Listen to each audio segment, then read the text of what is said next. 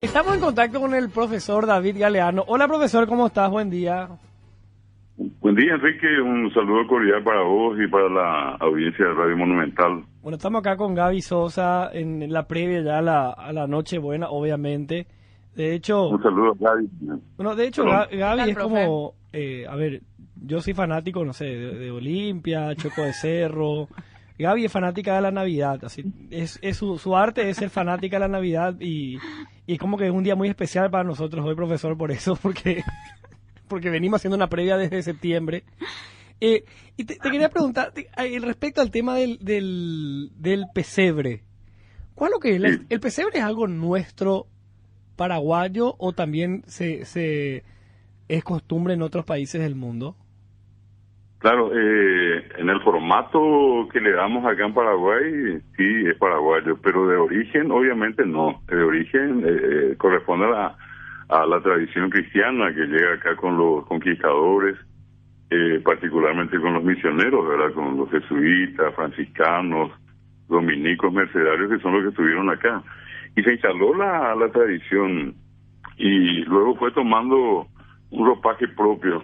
Escuché que estaban recordando, por ejemplo, allí algunas de esas cuestiones vinculadas a ese formato paraguayo, el cabo y que es la planta tradicional que la gente suele usar hasta hoy. Uno puede ir al mercado y puede conseguir las ramas estas y uno lleva a la casa y con eso hace esa especie de bóveda, ¿verdad? Sí. Que sería como una cobertura del pesebre.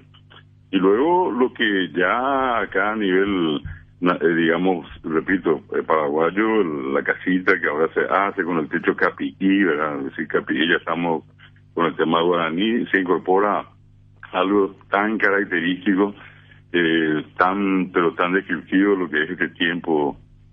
Su olor es olor a Navidad, y estamos hablando de la flor de coco, bocayapoté, como se le dice. Y entonces, desde ese punto de vista, hay una cuestión que tiene o le da característica propia al pesebre paraguayo. Están, por ejemplo, las imágenes que se hacen de barro, son autóctonas en ese sentido, ¿verdad? Así es que nos referimos a si hay un pesebre en el Paraguay. La tradición en sí se instala fuertemente ya en tiempos de la independencia, en la época de Carlos Antonio López. De allí inclusive viene la tradición de visitar los pesebres, que siempre también está relacionado con una especie de vínculo con el cabalismo, con los números, ¿verdad? Hay que hacer pesebres mínimamente por 7 años, y también hay que visitar 7 pesebres hoy, por ejemplo. Sí. Y allí llegar a cada lugar y qué lindo tu pesebre, la gente nos recibe, un poco de Profe, clericó, un pedazo de sopa. eso justamente quería consultarte un poco sobre la data del pesebre acá y también de esa tradición que tenemos de que se hagan los pesebres en Areguá, por ejemplo, y el estilo de nuestros pesebres de barro. Eso sí es ya como la adaptación a nuestra cultura, o eso también lo trajimos y lo imitamos de otro sitio. No, por supuesto, hay una cuestión que no tenemos que perder de vista, esto independientemente a la confesión religiosa que todos podemos tener, ¿verdad? Que puede que sea cristiano o no, pero desde el punto de vista más amplio y más general, el cristianismo se instaló fuertemente en nuestro país.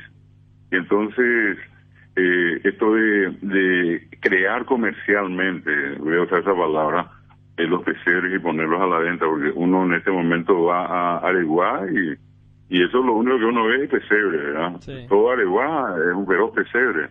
Lo mismo ocurre con Itá, que es la otra ciudad donde trabajan la cerámica y hacen son obras de arte, no podemos darle otro nombre, obras de arte son.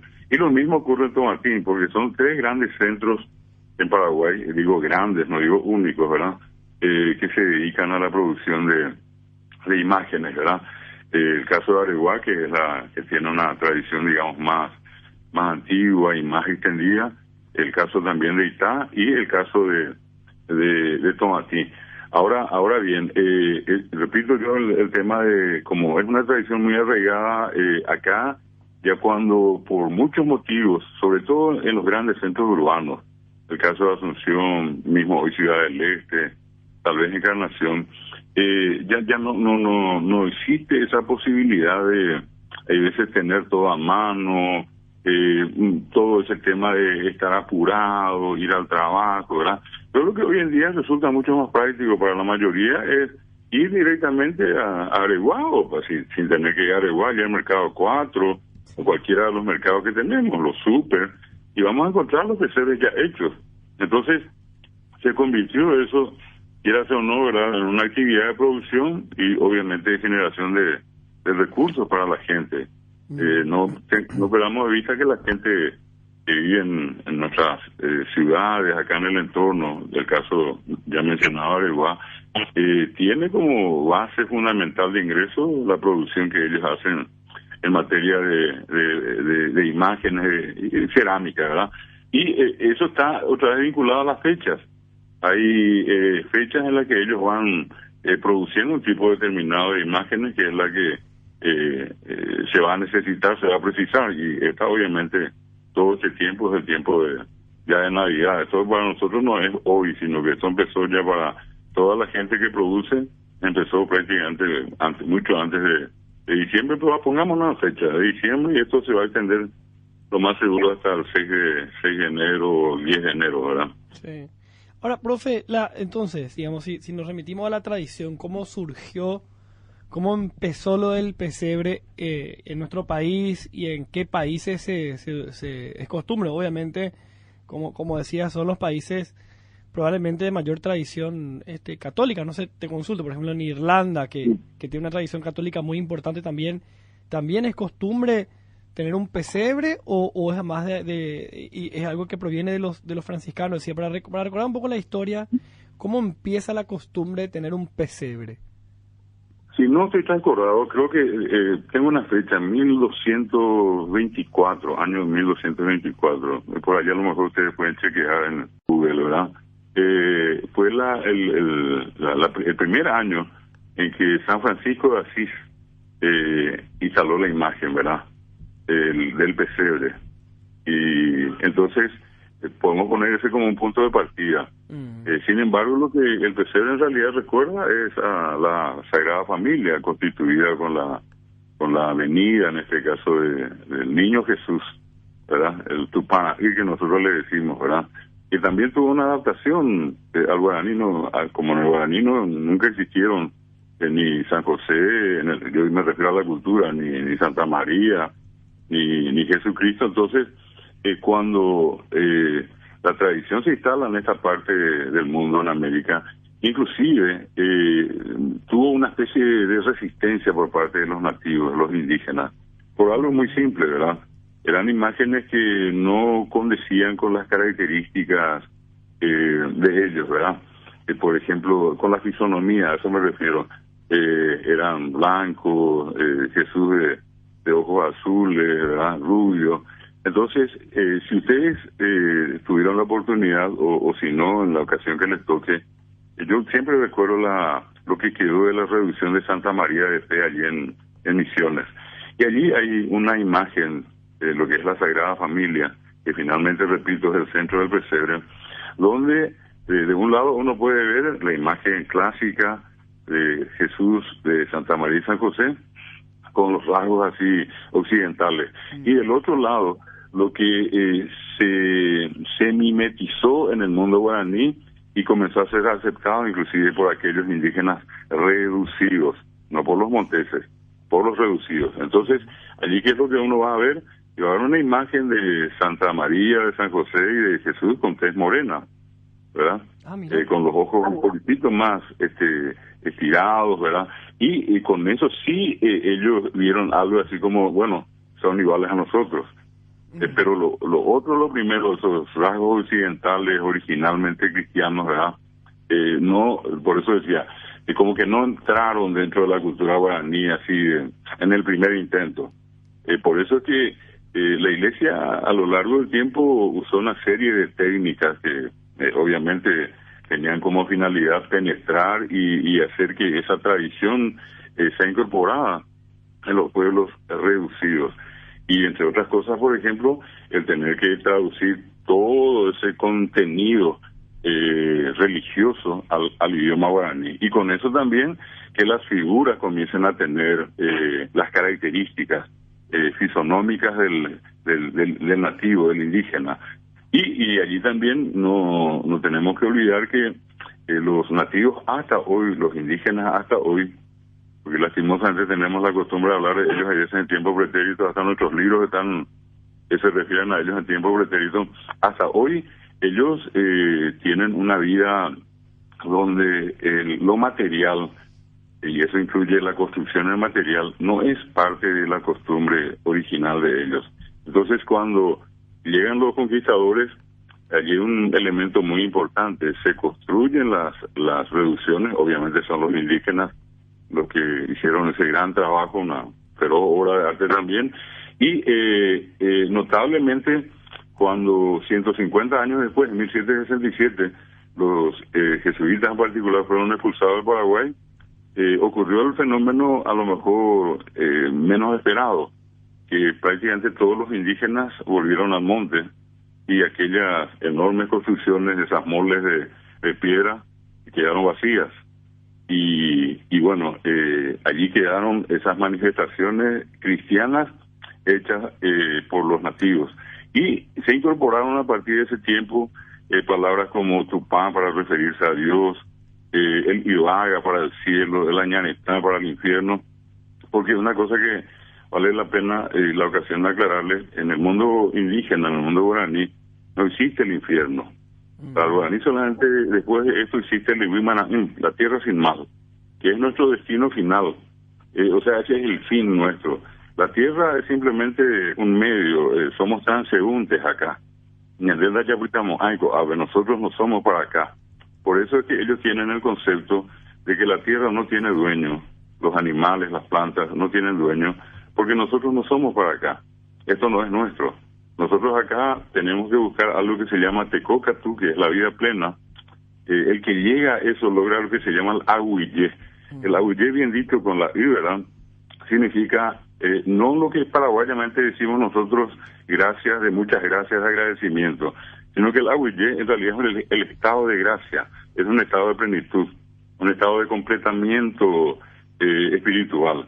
Y allí, entonces, se migra al Iwimanahín, que ese sí es la morada final. Pero hago un poco esta comparación, un contraste nada más, para que podamos entender también de por qué siempre fue muy difícil instalar la tradición cristiana entre los pueblos indígenas, particularmente en la cultura guaraní, por esa gran diferencia en la cosmovisión.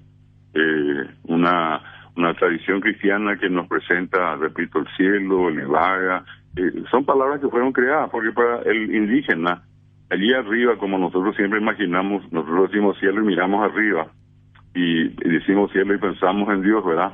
El indígena, allí arriba, para él eso es Arapui. Él no le dice Ibaga. Arapui, Ara es el infinito, el tiempo, y Pui es lo que hay adentro, todo lo que hay adentro, los planetas, todo, pero él no ve allí a Dios, a Santa María, a todos los demás santos, ángeles, arcángeles, serafines, querubines, eso no figura en la visión guaraní. Y repito, todo eso es lo que en las reducciones, traduciendo esa cosmovisión cristiana al guaraní, muchos indígenas aprendieron. Y de allí también se incorporó esta tradición del pesebre, ¿verdad? Que después ya con la independencia y todo lo demás, ya asumió un ropaje ya no indígena, sino que paraguayo. Un paraguayo que tiene esas dos raíces, una occidental, donde entraron todas estas tradiciones, y la otra guaraní, donde también el guaraní sirvió para traducir todo ese contenido cristiano a su propio idioma, al guaraní, que es lo que conocemos hoy. Qué interesante toda esta historia, profesor. Y lo que más me llamó la atención, y comentábamos inclusive me comentaba hoy Juan Carlos Vareiro, mi compañero de la mañana, que de hecho que esto que vos estabas confirmando ahora, al ser que los guaraníes no estaban a favor del tema del pesebre por tantas cosas, ¿verdad? Y entre ellas, por ejemplo, por el hecho de poner a Jesús en torno a animales. Es como que ellos rechazaban eso, ¿verdad? Rechazan eso como una cuestión hasta ofensiva, ¿verdad? Claro, inclusive hay una expresión cristiana paraguaya, guaraní, que todos conocemos y que todo el mundo en algún momento decimos, ¿verdad? Repito, me refiero a lo que tiene la tradición cristiana como parte de su confesión. Decir Ñande Yara. Para el indígena, él no tiene dueño. Ñande Yara es nuestro dueño, es lo que decimos nuestro señor, ¿verdad? Y al indígena en general esa idea no le entra, ¿verdad? No le entra porque siempre fue libre, ¿verdad? Entonces, desde ese punto de vista hay así como unos contrastes que son a veces medio irreconciliables entre lo que es el indígena en su mundo, en esa cosmovisión que tiene, y obviamente lo que trae consigo la visión cristiana. Un dato más que me gustaría agregarse a esto, por ejemplo, que para los pueblos indígenas el año nuevo tradicional no coincide con la fecha que tenemos. La nuestra va a ser de acá a una semana más. Sí. El 1 de enero va a empezar. Sin embargo, para ellos el año nuevo empieza con la primera luna llena del mes de junio. Allí está el año nuevo. Por eso que cuando nosotros referimos al año nuevo en guaraní, también nos referimos al invierno, ¿verdad? Por eso en algún momento la gente decía arecó tanto no solamente de frío, sino que años, ¿verdad? ¿Por qué? Porque el año empezaba allí. Y eso tiene que ver con meter la semilla bajo tierra. Ellos relacionan eso después con la primavera, donde comienzan a florecer, el verano donde tienen frutos, el otoño donde caen las hojas y vuelve a empezar el ciclo.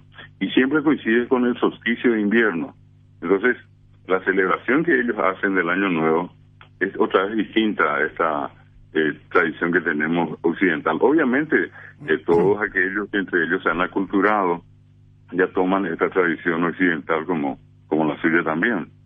Pero esas son digamos, como matices que caracterizan a dos mundos, ¿verdad?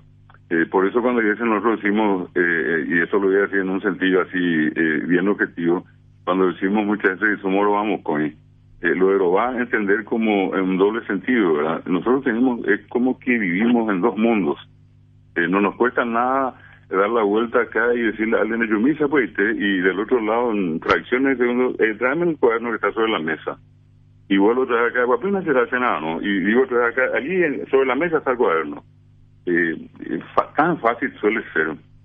E inclusive vamos a suponer que hay personas que por algún motivo no entienden, no hablan guaraní, pero sí entienden palabras, entienden escritura, y resulta tan común para nosotros cambiar de un código a otro, porque así como culturalmente son diferentes, las dos lenguas también son diferentes.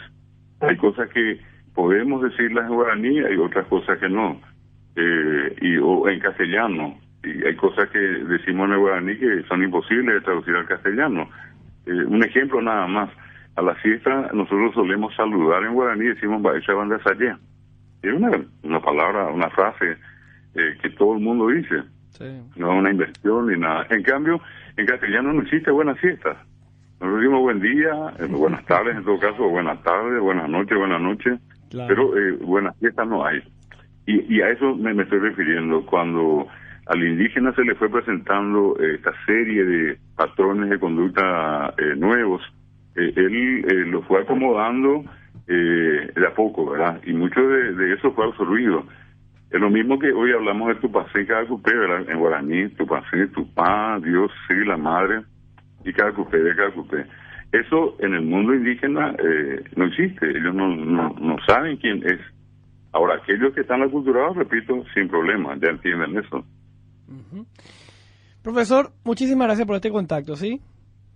Al contrario, ustedes, y que pasen una feliz Navidad. Igualmente. Igual, profe, feliz Navidad. Gracias, el profe David Gale.